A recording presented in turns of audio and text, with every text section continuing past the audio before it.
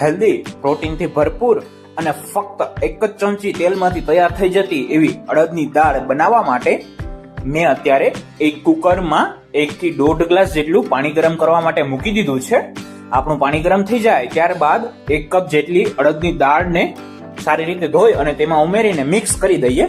ત્યારબાદ તેમાં સ્વાદ પ્રમાણે નમક, 1 ટેબલ સ્પૂન હળદર અને આપણી દાળ ઉભરાય નહીં તેના માટે 1 ટેબલ સ્પૂન જેટલું તેલ ઉમેરી સારી રીતે મિક્સ કરી દઈએ અને ઢાંકણ ઢાંકી અને 10 થી 12 સીટી કરી દઈએ.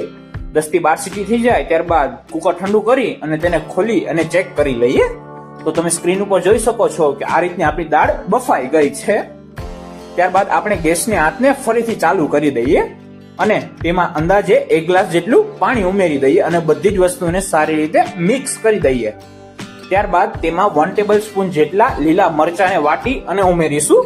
ત્યારબાદ અડધો ગ્લાસ પાણીમાં સ્વાદ પ્રમાણે નમક, ધાણા જીરું અને લાલ મરચું ઉમેરી અને બધી જ વસ્તુને મિક્સ કરી અને આપણે તેને દાળમાં ઉમેરી દઈએ અને બધી જ વસ્તુને સારી રીતે મિક્સ કરી દઈએ.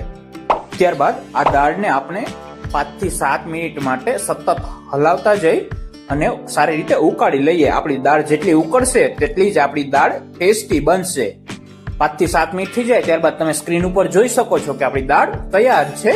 તેને આપણે બાજરીના રોટલા અને ઉપરથી લસણની ચટણી ઉમેરી અને ગરમા ગરમ સર્વ કરીએ. વિડીયો પસંદ આવ્યો હોય તો લાઈક કરવાનું ના ભૂલતા.